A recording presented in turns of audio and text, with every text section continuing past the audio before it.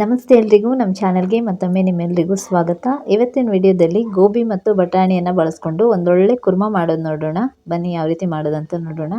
ಈ ಕುರ್ಮಾ ಮಾಡ್ಕೊಳ್ಳೋದಕ್ಕೆ ನಾನಿಲ್ಲಿ ಒಂದು ಅರ್ಧ ಭಾಗ ಆಗುವಷ್ಟು ಗೋಬಿಯನ್ನು ಸ್ವಲ್ಪ ದೊಡ್ಡ ದೊಡ್ಡ ಪೀಸ್ಗಳಾಗಿ ಕಟ್ ಮಾಡಿ ಇಟ್ಕೊಂಡಿದ್ದೇನೆ. ಇದ್ರ ಜೊತೆಗೇ ಒಂದು ಅರ್ಧ ಕಪ್ ಆಗುವಷ್ಟು ಬಟಾಣಿನ ನೆನೆ ಹಾಕಿದ್ದೆ. ಬಟಾಣಿ ಎಲ್ಲ ಮೊಳಕೆ ಬಂದಿದೆ ನೋಡಿ. ಇವಾಗ ಇದನ್ನು ಕೂಡ ಚೆನ್ನಾಗಿ ತೊಳೆದ್ಬಿಟ್ಟು ಇಟ್ಕೊಂಡಿದ್ದೇನೆ. ಈ ಗೋಬಿಯನ್ನು ಸ್ವಲ್ಪ ದೊಡ್ಡ ದೊಡ್ಡ ಪೀಸ್ಗಳಾಗಿ ಈ ರೀತಿ ಕಟ್ ಮಾಡ್ಕೊಳ್ಳಿ. ಅದೇ ರೀತಿ ಈ ಗೋಬಿಯ ದಂಟಿನ ಭಾಗ ಏನಿದೆಯಲ್ಲ ಅದನ್ನು ನಾನು ಸಪ್ರೇಟಾಗಿ ಸಣ್ಣ ಸಣ್ಣ ಪೀಸ್ಗಳಾಗಿ ಕಟ್ ಮಾಡಿ ಇಟ್ಕೊಂಡಿದ್ದೇನೆ. ಅದು ಸ್ವಲ್ಪ ಬೇಯೋದು ಲೇಟ್ ಅಲ್ಲ, ಹಾಗಾಗಿ ಇವಾಗ ಈ ಬಟಾಣಿ ಜೊತೆಗೆ ಈ ಗೋಬಿಯ ದಂಟಿನ ಭಾಗ ಏನಿದೆಯಲ್ಲ ಕಟ್ ಮಾಡ್ಕೊಂಡಿದ್ದು ಅದನ್ನು ಕೂಡ ಸೇರಿಸ್ಕೊಂಡು ಸ್ವಲ್ಪ ಉಪ್ಪನ್ನು ಸೇರಿಸ್ಕೊಂಡು ಎಕ್ಸ್ಟ್ರಾ ಬೇಯಿಸಿಟ್ಕೊಳ್ತಾ ಇದ್ದೇನೆ. ಇವಾಗ ಇದಕ್ಕೊಂದು ಮಸಾಲೆ ಮಾಡ್ಕೊಳ್ಳೋದಕ್ಕೆ ನಾನಿಲ್ಲಿ ಒಂದು 3 ಬ್ಯಾಡಗಿ ಮೆಣಸಿನ್ಕಾಯಿ, ಒಂದು ಸ್ವಲ್ಪ ಈರುಳ್ಳಿಯನ್ನು ಕಟ್ ಮಾಡಿ ಸೇರಿಸ್ಕೊಂಡಿದ್ದೇನೆ. ಒಂದು 5ರಿಂದ 6 ಬೆಳ್ಳುಳ್ಳಿ, ಸಣ್ಣ ಶುಂಠಿ, ಒಂದು 4 ಗೋಡಂಬಿ, ಸಣ್ಣ ಚಕ್ಕೆ, ಚಕ್ರ, 2 ಲವಂಗ, ಅದೇ ರೀತಿ ಒಂದು ಸ್ವಲ್ಪ ಕಲ್ಲುವನ್ನು ತೊಗೊಂಡಿದ್ದೇನೆ. ಇವಾಗ ಇದನ್ನು ಹುರ್ಕೊಳ್ಳೋದಕ್ಕೆ ಒಂದು ಪಾತ್ರೆಗೆ ಒಂದು ಸ್ವಲ್ಪ ಎಣ್ಣೆಯನ್ನು ಪುನಃ ಸೇರಿಸ್ಕೊಂಡ್ಬಿಟ್ಟು ಇವಾಗ ತೊಗೊಂಡಿರುವಂಥ ಮೆಣಸು, ಗೋಡಂಬಿ, ಈರುಳ್ಳಿ ಎಲ್ಲ ಇದೆಯಲ್ಲ ಅದನ್ನು ಸಣ್ಣ ಉರಿಯಲ್ಲಿ ಹುರ್ಕೋಬೇಕು. ಇದನ್ನು ಸೇರಿಸ್ಕೋಬಾರ್ದು. ಈ ರೀತಿ ಸಣ್ಣ ಉರಿಯಲ್ಲಿ ಚೆನ್ನಾಗಿ ಗೋಡಂಬಿ, ಈರುಳ್ಳಿ ಎಲ್ಲ ಚೆನ್ನಾಗಿ ಫ್ರೈ ಮಾಡ್ಕೋಬೇಕು. ಇವಾಗ ನೋಡಿ ಇದು ಹುರಿದಿದ್ದಾಗಿದೆ. ಇದನ್ನು ಸಂಪೂರ್ಣವಾಗಿ ತಣಿಯೋದಕ್ಕೆ ಬಿಡಬೇಕು. ಆಮೇಲೆ ಮಿಕ್ಸಿಗೆ ಸೇರಿಸ್ಕೊಂಡ್ರೆ ಆಯಿತು. ಇವಾಗ ನಾನಿಲ್ಲಿ ಒಂದು ತೆಂಗಿನಕಾಯಲ್ಲಿ ಅರ್ಧ ಭಾಗ ಆಗೋಷ್ಟು ತೆಂಗಿನಕಾಯಿಯನ್ನು ತುರಿದಿಟ್ಕೊಂಡಿದ್ದೀನಿ. ಇದಕ್ಕೊಂದು ಸಣ್ಣ ಹುಣಸೆ ಹಣ್ಣನ್ನು ಸೇರಿಸ್ಕೊಂಡು ಒಂದು ಅರ್ಧ ಸ್ಪೂನ್ ಆಗುವಷ್ಟು ಅರಿಶಿನ ಪುಡಿಯನ್ನು ಕೂಡ ಸೇರಿಸ್ಕೊಳ್ತಾ ಇದ್ದೇನೆ. ಇದಕ್ಕೆ 1.5 ಸ್ಪೂನ್ ಆಗುವಷ್ಟು ಮಸಾಲ ಪುಡಿಯನ್ನು ಸೇರಿಸ್ಕೊಳ್ತಾ ಇದ್ದೇನೆ. ಈ ಮಸಾಲ ಪೌಡ್ರ್ ವಿಡಿಯೋನ ಆಲ್ರೆಡಿ ಅಪ್ಲೋಡ್ ಮಾಡಿದ್ದೇನೆ. ನಾನು ನೋಡಿಲ್ಲ ಅಂತಂದರೆ ಡಿಸ್ಕ್ರಿಪ್ಷನಲ್ಲಿ ಲಿಂಕ್ ಹಾಕ್ತೀನಿ, ಚೆಕ್ ಮಾಡ್ಕೊಳ್ಳಿ. ಇವಾಗ ನೋಡಿ ನಾವು ಹುರಿದಿಟ್ಕೊಂಡಿದ್ವಲ್ಲ ಮೆಣಸು, ಈರುಳ್ಳಿ ಎಲ್ಲ ಅದನ್ನು ಈ ತೆಂಗಿನಕಾಯಿ ತುರಿ ಜೊತೆಗೆ ಸೇರಿಸ್ಕೊಂಡ್ಬಿಟ್ಟು ಇದನ್ನು ಮಿಕ್ಸಿಗೆ ಹಾಕಿ ಸ್ವಲ್ಪ ನೀರನ್ನು ಸೇರಿಸ್ಕೊಂಡು ಅದನ್ನು ಈ ರೀತಿ ರುಬ್ಕೊಂಡ್ರೆ ಸಾಕು. ನೋಡಿ ಇದು ರುಬ್ಕೊಂಡಿದ್ದಾಗಿದೆ. ಇವಾಗ ಇದನ್ನು ಸೈಡಿಗೆ ಇಟ್ಕೊಂಡು ಇನ್ನೊಂದು ಗ್ಯಾಸ್ ಮೇಲೆ ಒಂದು ಕಡಾಯಿ ಇಟ್ಕೊಂಡು ಅದಕ್ಕೊಂದು 3ರಿಂದ 4 ಸ್ಪೂನ್ ಆಗೋಷ್ಟು ಎಣ್ಣೆಯನ್ನು ಸೇರಿಸ್ಕೊಳ್ಳಿ. ಎಣ್ಣೆ ಬಿಸಿ ಆದಮೇಲೆ ಒಂದು ಸ್ವಲ್ಪ ಬೆಳ್ಳುಳ್ಳಿಯನ್ನು ಸಿಪ್ಪೆ ಸಹಿತವಾಗಿ ಜಜ್ಜಿಬಿಟ್ಟು ಸೇರಿಸ್ಕೊಂಡಿದ್ದೇನೆ. ಈ ಬೆಳ್ಳುಳ್ಳಿಯನ್ನು ಪೇಸ್ಟ್ ಸೇರಿಸ್ಕೊಳ್ಳೋದಕ್ಕಿಂತ ಈ ರೀತಿ ಜಜ್ಜಿಬಿಟ್ಟು ಸೇರಿಸ್ಕೊಂಡ್ರೆ ಪರಿಮಳ ಒಳ್ಳೆ ಬರ್ತದೆ. ಅದನ್ನು ಕೆಂಪಾಗೋ ತನಕ ಹುರ್ಕೋಬೇಕು. ಇವಾಗ ಒಂದು ಈರುಳ್ಳಿಯನ್ನು ಸಣ್ಣ ಸಣ್ಣದಾಗಿ ಕಟ್ ಮಾಡಿಬಿಟ್ಟು ಈ ಬೆಳ್ಳುಳ್ಳಿ ಜೊತೆಗೇ ಚೆನ್ನಾಗಿ ಹುರ್ಕೊಳ್ಳಿ. ಗ್ಯಾಸನ್ನು ಸಣ್ಣ ಉರಿಯಲ್ಲಿ ಇಟ್ಕೊಂಡ್ಬಿಟ್ಟು ಇದನ್ನು ಹುರ್ಕೋಬೇಕು.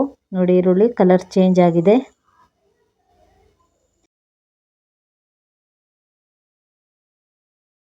ಇವಾಗ ನಾವೇನು ಗೋಬಿನ ಕಟ್ ಮಾಡಿ ಇಟ್ಕೊಂಡಿದ್ವಲ್ಲ ಅದನ್ನು ಕ್ಲೀನ್ ಮಾಡಿ ತೊಳೆದ್ಬಿಟ್ಟು ಸೇರಿಸ್ಕೊಳ್ತಾ ಇದ್ದೇನೆ. ಅದೇ ರೀತಿ ಒಂದು ಟೊಮೆಟೊ ಹಣ್ಣನ್ನು ಕೂಡ ಕಟ್ ಮಾಡಿಬಿಟ್ಟು ಸೇರಿಸ್ಕೊಂಡು ಇದಕ್ಕೆ ಒಂದು ಸ್ವಲ್ಪ ಉಪ್ಪನ್ನು ಕೂಡ ಸೇರಿಸ್ಕೊಂಡು ಒಂದು ಸಲ ಚೆನ್ನಾಗಿ ಮಿಕ್ಸ್ ಮಾಡ್ಕೊಳ್ತಾ ಇದ್ದೇನೆ.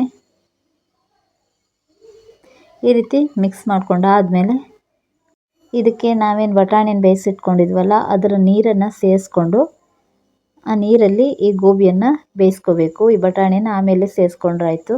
ಇವಾಗ ನೋಡಿ ಈ ನೀರಲ್ಲಿ, ಈ ಬಟಾಣಿ ಬೇಯಿಸಿದ ನೀರಲ್ಲಿ ಗೋಬಿಯನ್ನು ಬೇಯಿಸ್ಕೋಬೇಕು. ಮುಚ್ಚಳ ಮುಚ್ಚಿಬಿಟ್ಟು ಬೇಯಿಸ್ಕೊಳ್ಳುವ.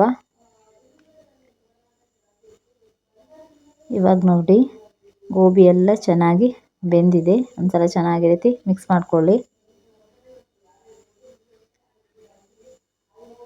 ನೋಡಿ ಗೋಬಿ ಕೂಡ ಬೆಂದಿದೆ. ಇವಾಗ ನಾವು ಬಟಾಣಿಯನ್ನು ಬೇಯಿಸಿದ್ದೇನು ಇಟ್ಕೊಂಡಿದ್ವಲ್ಲ ಅದನ್ನು ಕೂಡ ಇದ್ರ ಜೊತೆಗೆ ಸೇರಿಸ್ಕೊಂಡ್ಬಿಟ್ಟು ಪುನಃ ಒಂದು ಸಲ ಮಿಕ್ಸ್ ಮಾಡಿಕೊಂಡು ಇವಾಗಲೇ ನಾವು ರುಬ್ಬಿಟ್ಕೊಂಡಿರುವಂಥ ಮಸಾಲೆನ ಸೇರಿಸ್ಕೊಂಡ್ರೆ ಆಯಿತು. ಈ ಮಸಾಲೆ ಜೊತೆಗೆ ಒಂದು ಸ್ವಲ್ಪ ನೀರನ್ನು ಸೇರಿಸ್ಕೊಂಡು ಇದಕ್ಕೆ ಸೇರಿಸ್ಕೊಳ್ತಾ ಇದ್ದೇನೆ. ಇವಾಗ ಒಂದು ಸಲ ಚೆನ್ನಾಗಿ ಮಿಕ್ಸ್ ಮಾಡ್ಕೊಳ್ಳಿ. ತೀರ ದಪ್ಪ ಇಟ್ಕೊಳ್ಳೋದು ಬೇಕಾಗಿಲ್ಲ. ನಿಮ್ಗೆ ಯಾವ ಕನ್ಸಿಸ್ಟೆನ್ಸಿಯಲ್ಲಿ ಬೇಕೋ ಆ ಕನ್ಸಿಸ್ಟೆನ್ಸಿಯಲ್ಲಿ ಈ ಕುರ್ಮನ ರೆಡಿ ಮಾಡ್ಕೋಬೋದು.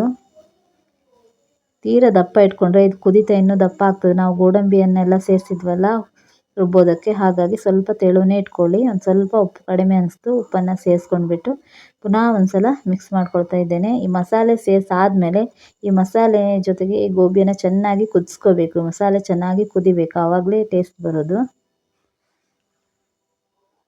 ಇವಾಗ ನೋಡಿ ಮಸಾಲೆನೂ ಕೂಡ ಚೆನ್ನಾಗಿ ಕುದ್ದಿದೆ. ಒಂದ್ಸಲ ಚೆನ್ನಾಗಿ ಈ ರೀತಿ ಮಿಕ್ಸ್ ಮಾಡ್ಕೊಳ್ಳುವ. ನೋಡಿ ಇವಾಗ ಕುರ್ಮಾ ರೆಡಿ ಆಯಿತು. ಕೊನೆಯದಾಗಿ ಗ್ಯಾಸನ್ನು ಆಫ್ ಮಾಡಿಬಿಟ್ಟು ಒಂದು ಸ್ವಲ್ಪ ಮೇಲ್ಗಡೆ ಕೊತ್ತಂಬರಿ ಸೊಪ್ಪನ್ನು ಸೇರಿಸ್ಕೊಳ್ತಾ ಇದ್ದೇನೆ.